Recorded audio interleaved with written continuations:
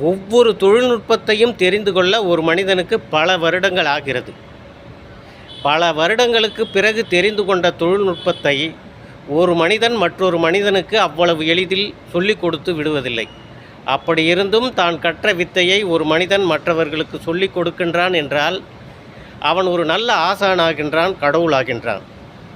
நல்லார் ஒருவருக்கு செய்த உபகாரம் கண்மேல் எழுத்துப்போல் காணுமே அல்லாது ஈரமில்லா நெஞ்சத்தார் கீந்த உபகாரம் நீர்மேல் எழுத்துக்கு நேர். நமக்கு ஒருத்தவங்க ஒரு உபகாரம் செய்கிறாங்கன்னா அது நம்ம மனசில் கல்மேல் எழுத்து போல் காண வேண்டும்.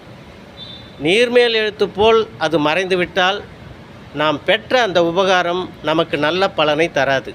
இதைத்தான் திருவள்ளுவர் என்ன சொல்கிறாருன்னா, எண்ணன்றி மறந்தார்க்கும் உய்வுண்டாம் உய்வில்லை செய்நன்றி மறந்தார்க்கு அப்படின்னு சொல்கிறாரு. எனவே நமக்கு யாராவது ஒரு உபகாரம் செய்தால் அதை நாம் நினைத்து நன்றியை மறவாமல் வாழ பழகுவோம். நன்றி.